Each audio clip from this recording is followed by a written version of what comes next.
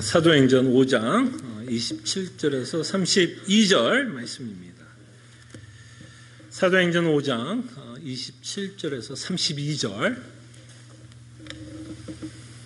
하나님의 말씀이 이러합니다. 그들을 끌어다가 공회 앞에 세우니 대제사장이 물어 이르되 우리가 이 이름으로 사람을 가르치지 말라고 언금하였으되 너희가 너희 가르침을 예루살렘에 가득하게 하니 이 사람의 피를 우리에게 돌리고자 함이로다. 베드로와 사도들이 대답하여 이르되 사람보다 하나님께 순종하는 것이 마땅하니라. 너희가 나무에 달아 죽인 예수를 우리 조상의 하나님이 살리시고 이스라엘에게 회개함과 죄사함을 주시려고 그를 오른손으로 높이사 임금과 구주로 삼으셨느니라. 우리는 이 일의 증인이요 하나님이 자기에게 순종하는 사람들에게 주신 성령도 그러하니라 하더라. 아멘.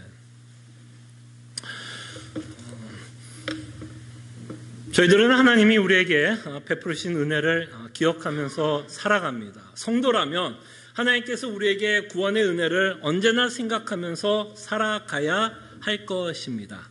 근데 우리가 하나님께서 우리에게 베풀어 주신 은혜를 생각할 때에 우리가 자칫 좀 오해를 하면서 신앙생활을 할 수도 있을 것 같은 생각이 듭니다.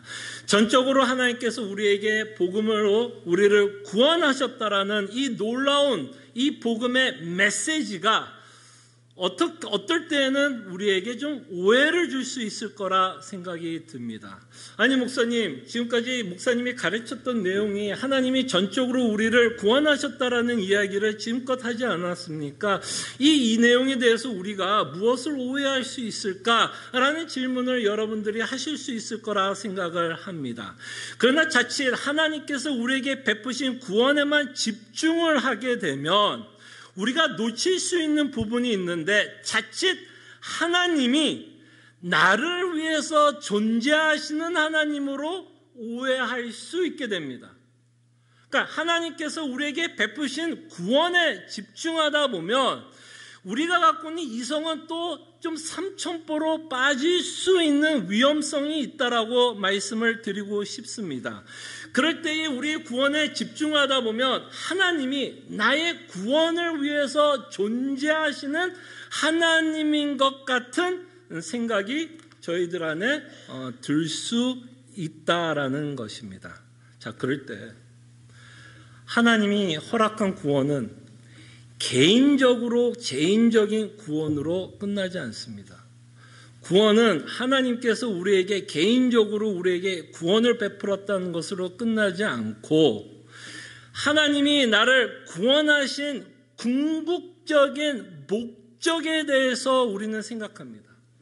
하나님이 여러분들을 궁극적으로 구원하신 목적은 예수 그리스도를 구원자로만 고백하기 위해서 구원한 것이 아니라 예수님이 궁극적으로 우리를 구원한 이유는 나의 구원주, 왕, 내 인생에 예수님이 임금으로, 왕으로, 주님으로 고백하게 하기 위해서 우리를 구원하셨다는 겁니다. 그러니까 우리를 구원하신 이유가 뭐예요? 예수님을 구원주, 하나님 만왕의 왕으로 고백하기 위해서 우리를 구원하신 겁니다. 그러니까 구원의 끝은 내가 죄사함을 받았다라는 게 끝이 아니라 그 죄사함을 통해서 우리는 하나님을 또는 예수님을 구주로 고백하게끔 하기 위해서 우리를 구원하셨다라는 것을 기억해 주시기를 바랍니다. 그럴 때 우리가 예수님을 구원자로만 믿고 있다면 나에게 복음을 주고 나를 구원하신 예수 그리스도만으로만 믿고 있다면 우리는 복음을 완전하게 믿고 있는 내용이 아닙니다.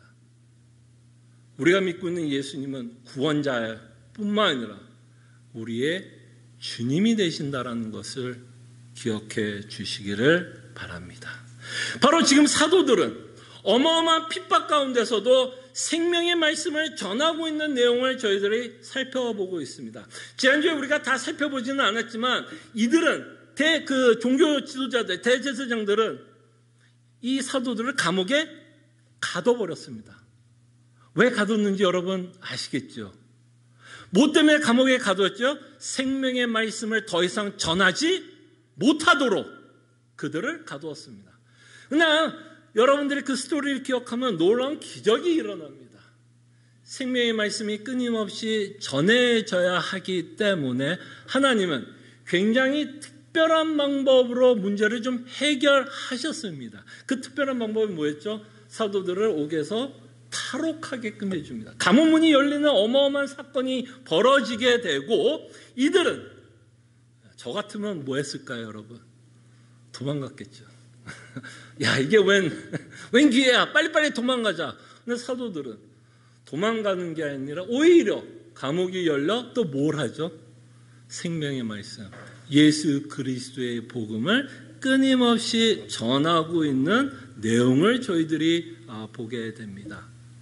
그런데 다시 한번 이들이 종교 대제사장 앞에 서게 되고 종교 지도자들은 다시 한번 이들을 신문하게 됩니다. 그렇게 신문할 때마다 이들이 한결같이 하는 행동은 예수 그리스도의 복음을 전하고 있는 내용을 저희들이 보게 됩니다. 자, 그럴 때 여러분과 제가 오늘 저희들이 좀 생각해 보고 싶은 건 복음의 결론이 무엇인가를 저희들이 좀 살펴봤으면 합니다. 즉, 이 사도들이 복음을 전하면서 우리에게 결론적으로 말하고 싶은 복음의 결론이 무엇인가를 저희들이 생각해 보려고 합니다.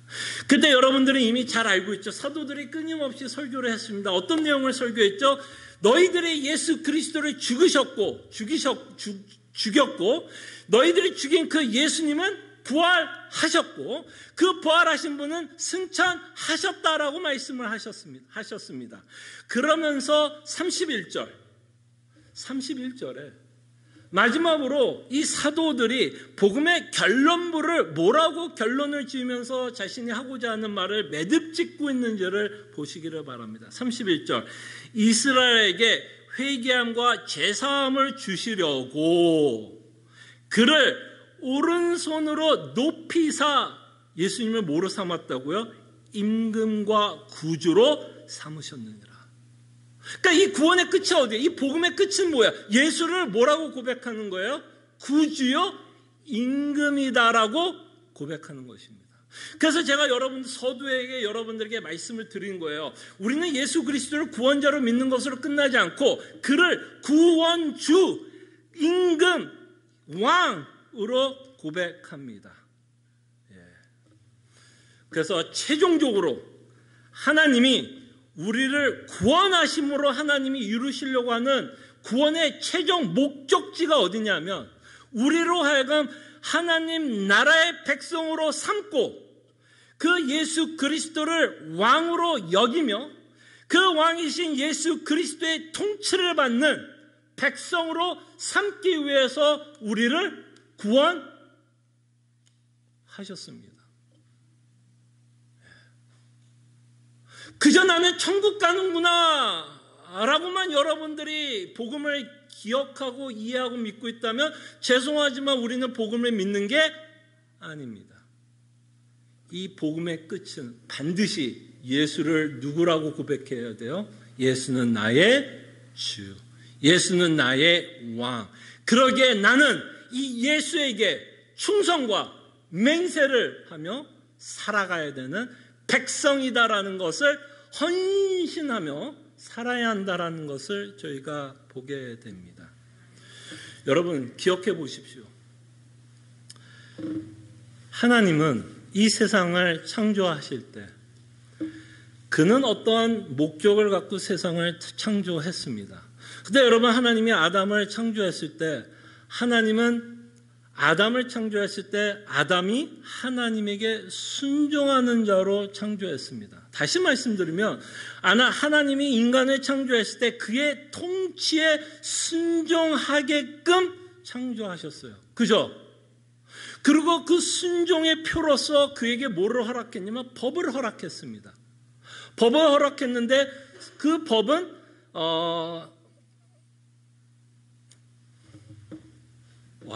이게 또 말이 좀 선악을 알게 하는 열매를 먹지 말라는 법을 허락했습니다. 그럼 여러분 그냥 뭐 하나님이 심심해서 주는 게 아니라 그 법은요, 하나님과 인간의 서열을 보여주는 법입니다.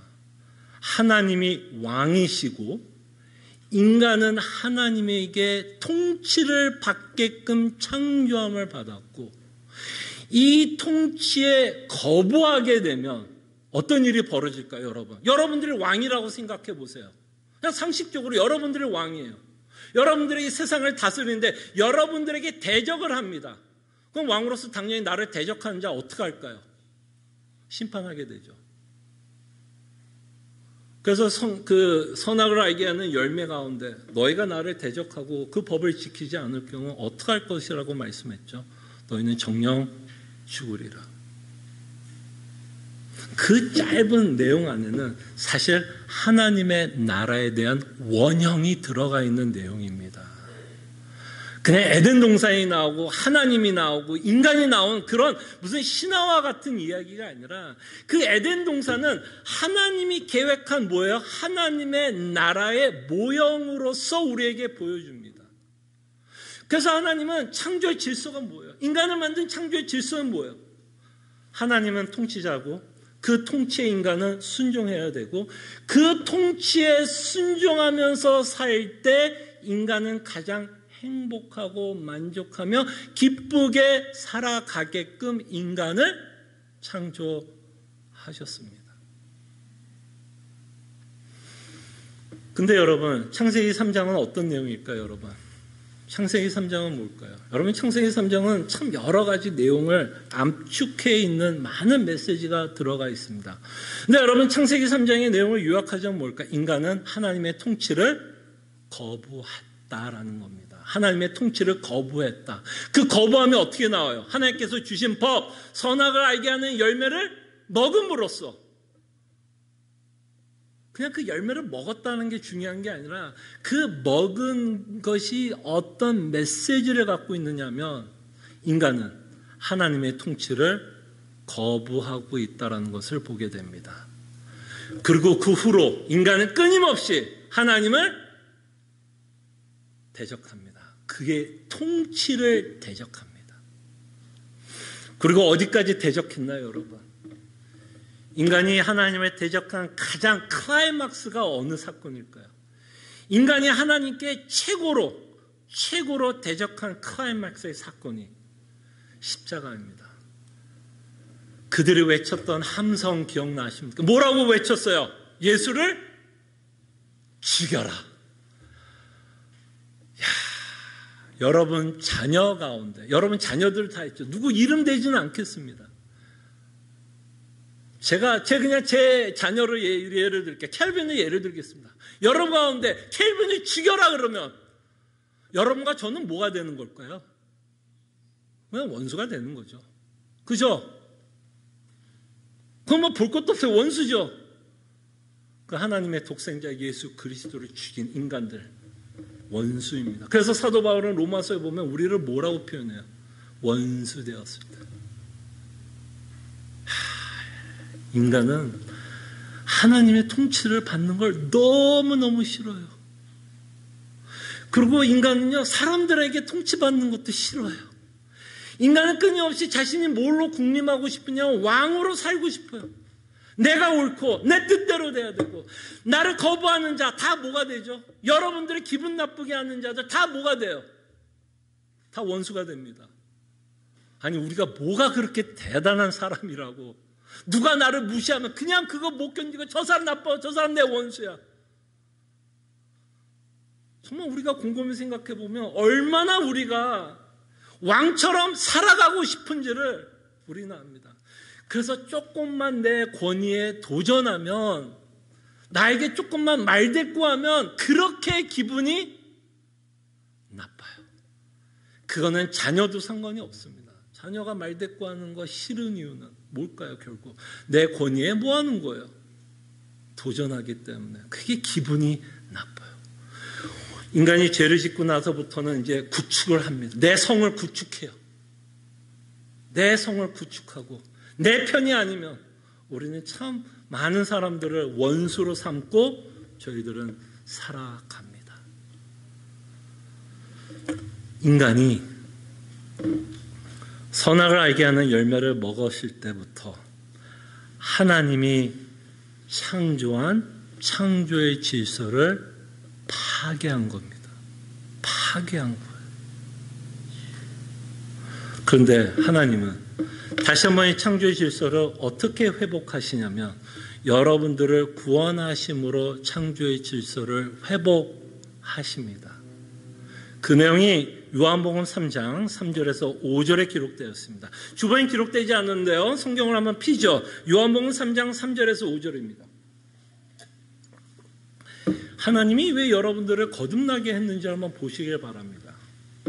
참 흥미로운 내용이에요. 여러분들이 잘 아는 니고데모와 예수님의 대화고 예수님이 거듭남에 대해서 이야기를 하시는데 이 거듭남을 설명하면서 예수님이 무엇과 연결을 시키면서 설명을 하고 있는지를 한번 보세요.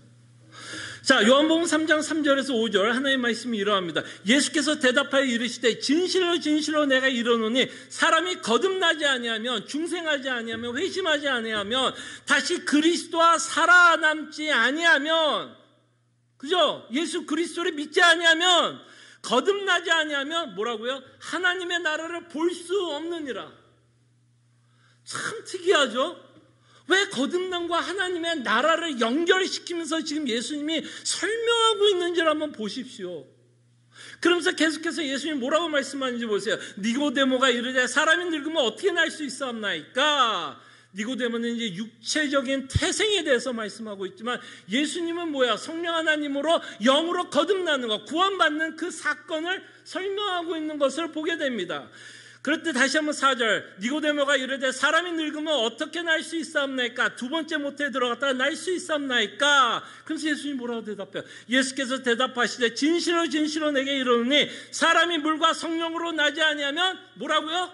하나님의 나라에 들어갈 수 없느니라.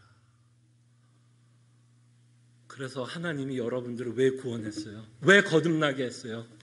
뭐 하기 위해서요? 하나님의 나라에 들어갈 수 있도록.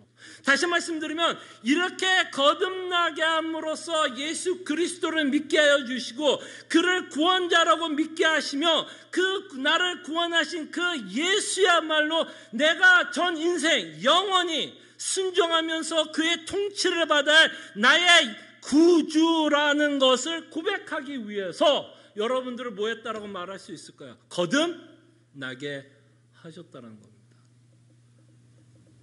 자, 하나님의 나라에 들어갈 수 없다라고 말씀하면 거듭나지 않고서 하나님 나라에 들어갈 수 없다면 지금 여러분들이 거듭나지 않았다면 예수 그리스도를 믿지 않고 있다면 지금 여러분들은 하나님 나라에 있지 않다라는 얘기입니다. 하나님의 백성이 아니라는 얘기고 골로새서 1장에 보면 여러분들은 흑암의 권세 아래에서 살아가는 자라고 말씀을 하십니다. 그러나 여러분들을 구원하심으로 하나님이 이루시려고 하는 궁극적인 목적이 뭐예요? 왜 죄를 사하셨어요? 왜 여러분들을 구원하셨어요? 흑암의 권세에서 어디로 옮기기 위해서? 하나님의 아들의 나라, 사랑의 아들의 나라로 옮기시기 위해서 여러분들을 구원하셨습니다. 그럴 때 우리를 구원하신 건 궁극적인 목적은 여러분들로 하여금 하나님의 나라의 백성으로 살아가게끔 다시 한번 창조의 질서를 회복하기 위해서 하나님은 독생자 예수 그리스도까지 주시고 있는 것을 보게 됩니다. 그럴 때 하나님은 여러분들을 위해서 존재하는 것이 아니라 여러분들은 누구를 위해서 존재해요? 하나님을 위해서 존재하는 자라는 것을 잊지 마시기를 바랍니다. 그때 여러분 기억하십시오. 예수님이 이 땅에서 첫 설교했을 때 여러분 기억나십니까? 마가복음 1장을 읽어보시면 예수님이 세례를 받고 나서 하나님의 말씀 즉 복음을 전했다라고 말씀하십니다. 여러분 만약에 여러분들이 그 마가복음을 읽지 않고 예수님이 복음을 전했다라고 말씀하고 있다면 여러분들이 생각나는 복음이 무엇일까요? 그러면 우리가 조금 편하게 생각하는 건 이것일 겁니다. 예수님이 십자가의 사건을 말했겠구나라고 생각할 수 있겠죠. 복음이라고 하면 우리는 예수 그리스도께서 내 죄를 위해서 십자가에 죽으셨던 그 사건을 연상하게 됩니다. 근데 여러분 마가복음 1장 13절과 14절을 읽어보면 예수님이 복음을 전한다 하면서 무엇을 전했는지 아십니까? 십자가의 사건을 전하지 않고 뭐가 가까웠다고 말씀하시죠? 하나님의 나라가 가까웠다고 말씀합니다. 이 하나님의 나라가 가까웠다는 게 즉 뭐다? 복음이다. 즉 예수 그리스도의 죽으심과 부활하심을 통해서 우리가 이제는 그 하나님의 나라에 들어갈 백성임을 예수 그리스도께서 첫 번째 설교를 통해서 우리에게 말씀하고 있는 내용이라는 것을 저희들이 보게 됩니다.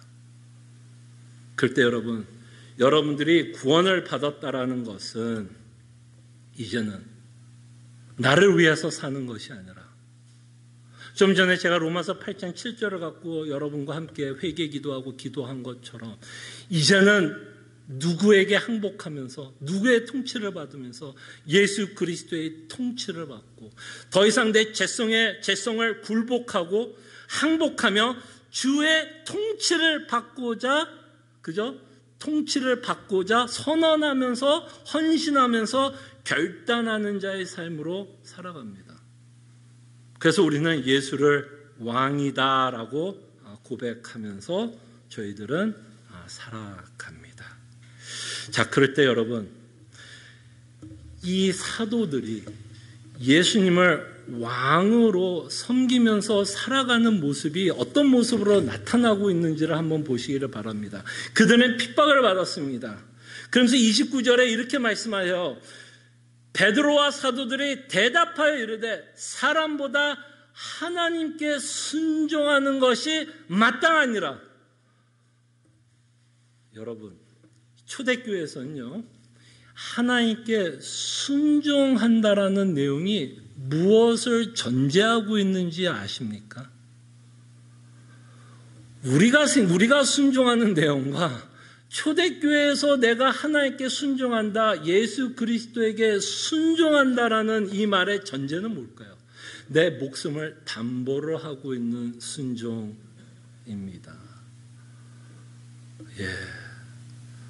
이 정도면 예수 그리스도를 왕으로 모시고 살아가야 되는 삶이 어떠한 삶인지를 저희들은 보게 됩니다.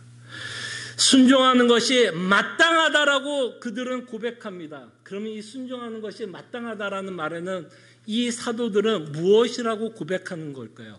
예수 그리스도의 통치를 받고 그의 명령대로 살아간다면 나는 너희들의 칼에 죽는 것이 마땅하도다라고 지금 이 사도들은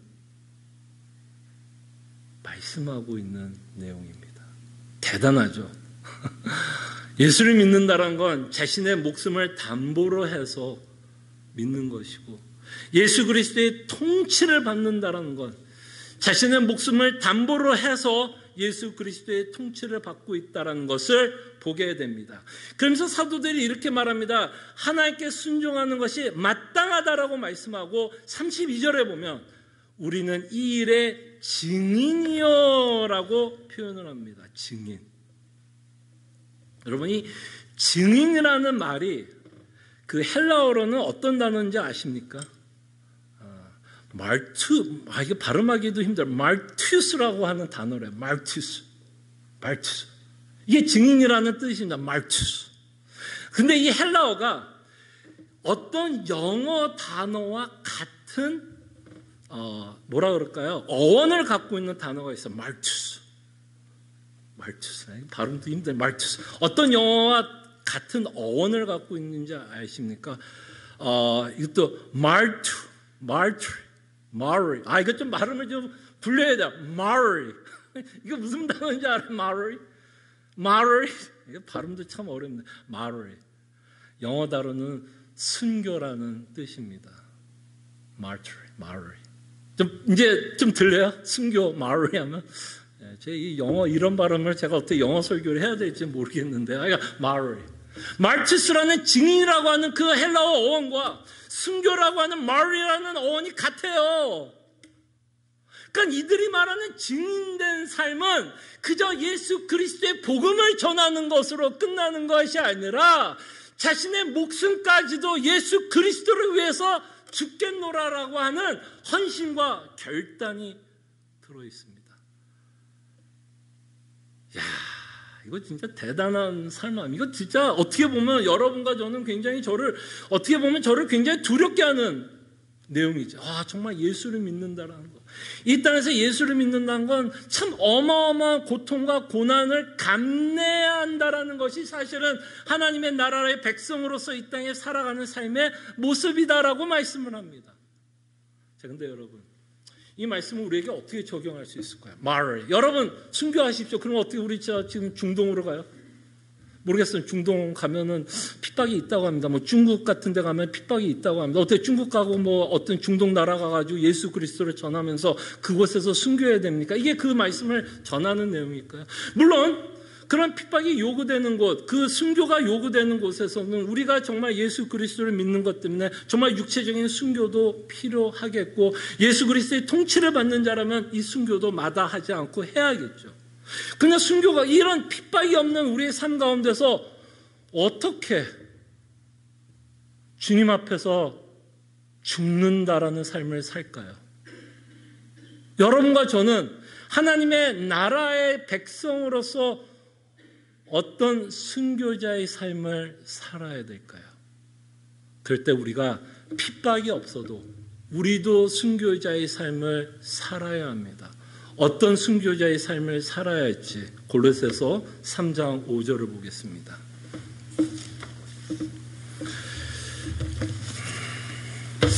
자, 우리 문맥을 위해서 골로새서 3장 1절부터 살펴보겠습니다. 골로새서 3장 1절을 보죠.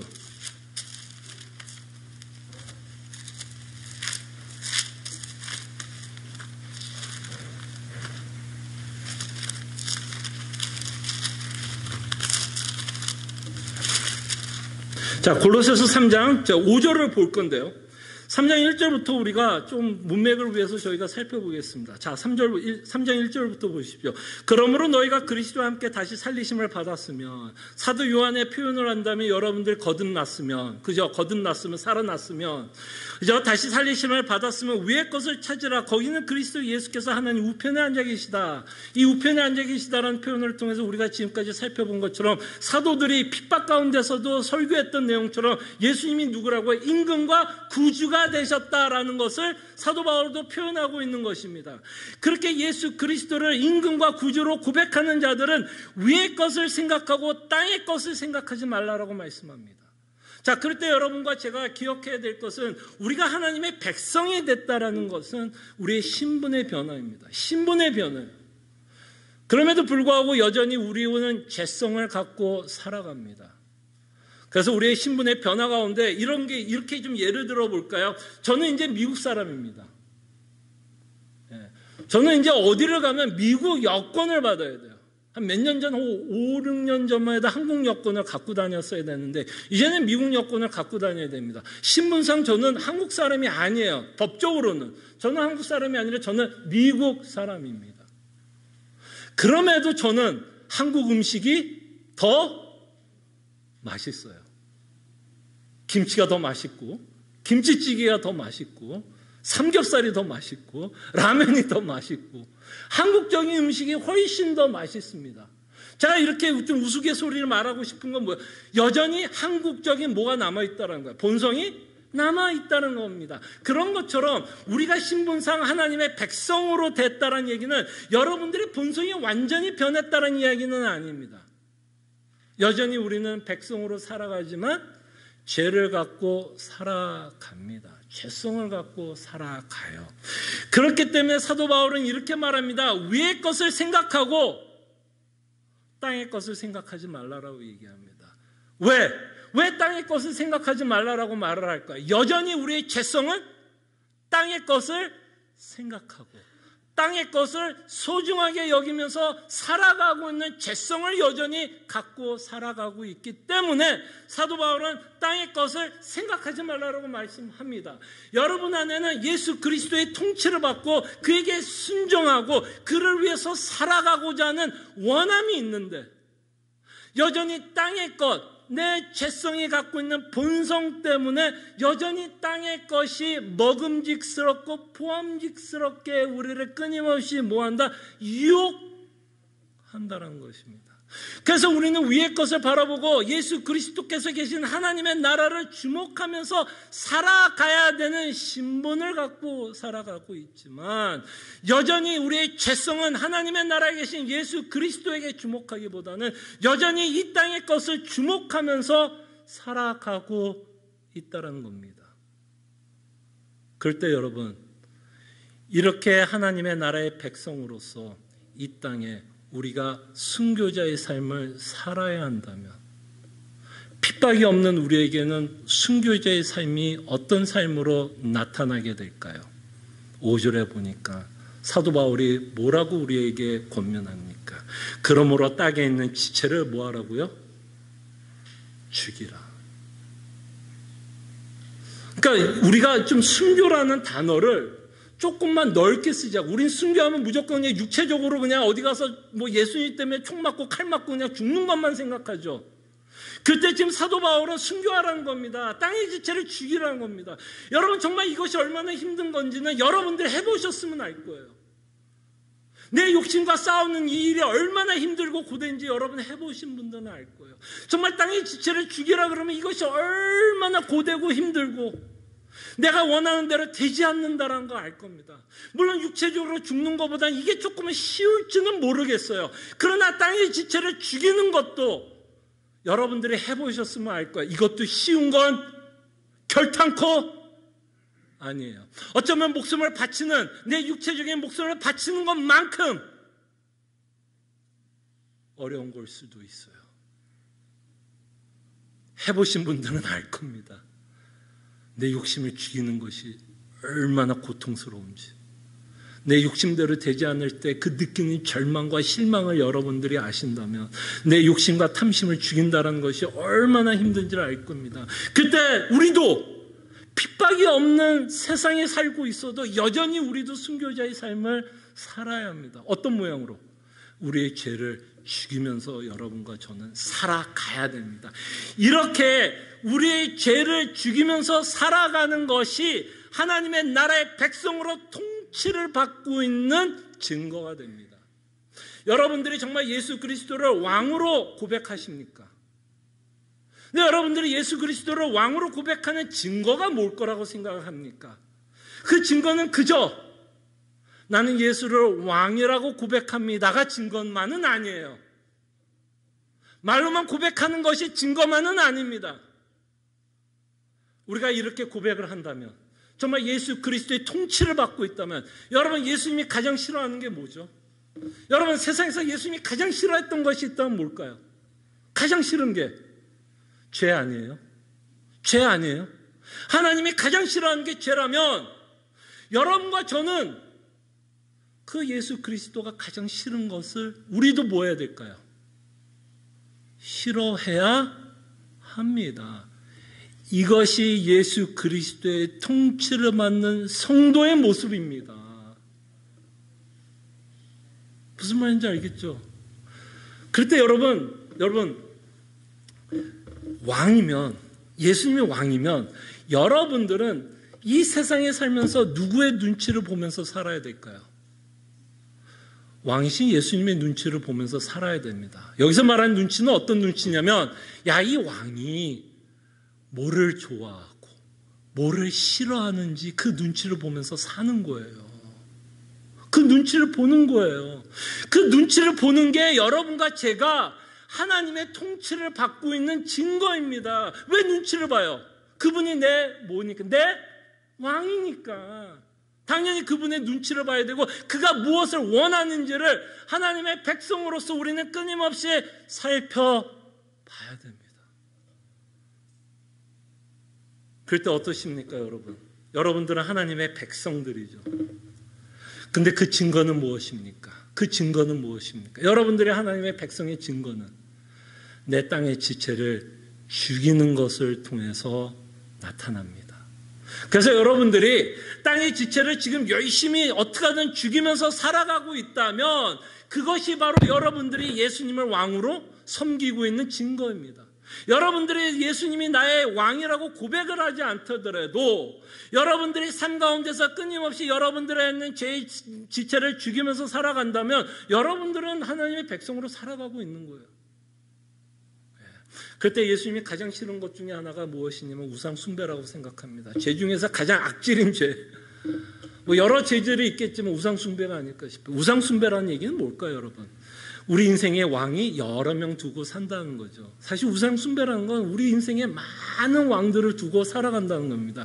그 왕들에 의해서 우리는 휘둘리면서 살아가게 하는 것들이 우상입니다. 여러분 생각해 보십시오. 돈. 여러분 인생 휘둘러요, 안 휘둘러요?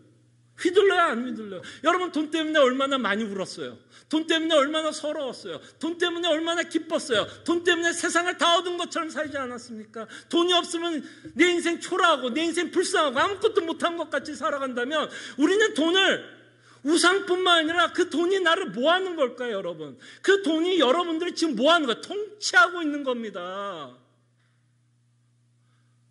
통치하고 있는 거야. 그거에 의해서 내 삶의 기쁨과 슬픔이 정의가 된다면 그것이 바로 여러분들이 우상에게 통치를 받고 있는 증거예요. 돈뿐만 아니니까 자녀들 안 귀하다는 얘기 아닙니다. 자녀들 뭐 버리자는 얘기 아닙니다. 그러나 우리 인생 가운데 자녀들에 의해서 내 기쁨이 세워지고 내 슬픔이 주어진다면 그것이 내 궁극적으로 내 자녀 때문에 기쁘고 자녀 때문에 슬프다면 그것도 자녀가 뭐 해야 되는 거예요? 자녀가 내 우상이고 자녀가 결국 내 인생이 뭐가 되는 걸까요, 여러분? 자녀가 뭐가 되는 거예요? 왕이 되는 거예요. 여러분들은 자녀에게 통치를 받고 살아가는 겁니다. 자녀를 통해서 기쁨을 받으려고 한다면. 자, 기쁨이 없다는 얘기 아니에요. 오해하지 마십시오. 근데 정말 우리의 우상에 의해서 우리는 통치를 너무 잘 받아. 그게 뭐야? 땅의 지체라는 거죠. 그때 하나님은 가장 싫은 게 죄지만 두 주인을 섬길 수 없습니다. 두 주인을 섬길 수 없어. 그리고 우리가 그토록 사랑하는 우상들, 제가 말씀을 드리잖아요. 자, 기쁨이 없다는 얘기도 아닙니다. 기쁨이 있죠. 돈이 주는 안락함, 편안함. 아시는 분들은 아실 겁니다. 왜 돈을 주는 기쁨이 없어요? 근데 제가 여러분들에게 끊임없이 시비를 거는 건 그 기쁨이 영원하지 않다라는 거고, 끊임없이 돈은 여러분들을 배신할 거고, 그것 때문에 산이 죽느니 하면서 우리는 살 거기 때문에 하나님이 보시기에 너무 답답한 거죠. 왜 너희들은 영원하지 않는 거, 이 땅에서만 필요한 것만 목매다르고 사냐, 이런 겁니다. 그때 우리가 하나님의 나라의 통치를 받고 살아간다는 건 정말 예수님만이 나의 기쁨이야. 좀 극단적인 표현을 쓴다면 모든 걸 잃어버려도 예수님 안에 있고 예수님의 통치를 내가 받고 있다면 그것만으로도 우리는 살 수 있는 삶의 목적을 갖고 살아가는 자들이 예수님의 뭐를 받는 자들일까요? 통치를 받는 자들입니다. 자, 그럴 때 여러분, 제가 이렇게 얘기하면, 야, 이대로 누가 살아? 그럼요, 이대로 살 수 있는 자가 어디 있겠습니까? 여전히 우리의 죄성은 무섭도록 우리를 유혹하고 속이고 끊임없이 이 땅의 지체를 바라보고 우상을 섬기며 살아가게 하고 끊임없이 우리를 달콤하게 속이는데 넘어질 때 많죠. 무너질 때 많죠. 하나님이 원하는 대로, 예수님이 통치에 원하는 대로 살지 못하는 우리의 모습을 보게 됩니다. 그럴 때 우린 쓰러집니다. 아, 정말 내가 하나님의 나라에 사는 백성일까? 하나님의 통치를 받고 있는 자들일까? 그런데 여러분 잊지 마십시오. 이 왕은요, 독재자는 아니에요. 독재자는 아닙니다. 이 왕은요, 속성 중에 가장 중요한 속성은 하나님은 사랑이시다라고 말씀합니다. 우리가 하나님의 말씀대로 살아가지 못하고 있을지라도 여전히 하나님이 우리에게 약속하는 건 그 사랑에서 끊을 수 없다라고 우리에게 약속을 합니다. 그래서 우리는 어떤 삶을 살아갑니까? 비유를 하자면 성도는 오뚜기라고 한번 표현하면 어떨까요, 여러분? 오뚜기. 여러분 오뚜기 좋아하세요? 제가 좋아한다 그러면 이제 상표가 기억이 나시면 뭐 라면 상표. 그런 라면 상표가 아니라 오뚜기. 오뚜기 어때요? 넘어져요, 안 넘어져요? 이렇게 턱 대면 넘어져요, 안 넘어져요? 근데 계속 넘어져 있나요? 안 넘어져요. 오뚜기는 넘어졌다 또 뭐예요? 일어납니다. 왜? 우리도 넘어지죠? 근데 왜 어떻게 일어나요? 사랑해서 영원히 끊을 수 없다라는 그 복음의 메시지가 다시 한번 우리로 하여금 하나님 아버지께 또는 예수 그리스도의 통치에 다시 한번 순종하고자 하는 결단과 헌신을 할 수 있도록 우리에게 그 마음을 주시는 것 같아요. 그때 여러분, 땅의 지체를 죽입시다. 예수님이 가장 싫어하는 거예요. 그래서 우리는 죽입니다. 우리가 주를 위해서 산다는 얘기는 예수를 위해서 사는 거 아니겠습니까? 그럼 예수님이 가장 싫어하는 거 우리 하지 말아야 되겠죠. 그래서 땅에서 죽입니다. 땅의 지체를 죽여요. 그리고 땅의 지체를 죽이는 이유는 우리가 하나님의 나라에서 영원히 살 겁니다. 여러분, 하나님의 나라에 들어가면 죄가 있을까요? 없을까요? 우상을 섬길까요? 안 섬길까요? 거기서도 우상을 섬기면 그곳이 지옥이 되겠고 하나님의 심판이 있겠죠. 그곳에서는 우상을 섬기지 않을 겁니다. 여러분들이 하나님의 나라의 소망을 갖고 여러분들이 하나님의 백성이라면 그곳이 죄가 없다면 이 땅에서도 마치 뭐가 없는 것처럼 살아야 될까요? 죄가 없는 자처럼. 그러기 위해서는 우리는 어떻게 해야 돼요? 죄를 죽이면서. 부득불, 잘하지는 못합니다. 아까 같이 오뚜기처럼 넘어질 수 있어요. 부득불 그렇지만 싸웁니다. 왜? 그리스도의 사랑 때문에. 죄와 싸웁니다. 그 다음에 우리가 죄를 죽이는 세 번째 이유는 뭐예요? 죄의 무서움을 아는 거예요. 예수님이 죄를 싫어하는 것도 알지만 죄의 삭은 사망이라는 하나님의 놀라운 심판을 가지고 오는 게 죄라는 걸 알기 때문에 죄하고는 장난치지 않습니다. 변명하지도 않고 합리화시키며 남들도 다 하는 죄, 나만 좀 하면 어때? 뭐 이렇게 해서 불장난할 수 있는 게 죄가 아닙니다. 우리는 그 죄의 무서움을 알아요. 그 다음에 마지막으로 땅의 지체를 죽이는 이유는 하나님이 보여주신 사랑 때문에, 그 사랑 때문에 우리는 끊임없이 하나님의 통치를 받고 그 통치 안에서 살아갈 때 우리가 가장 기쁘다라는 것을 알고 고백하기 때문에 땅의 지체를 죽이면서 저희들은 살아갑니다. 기도하죠.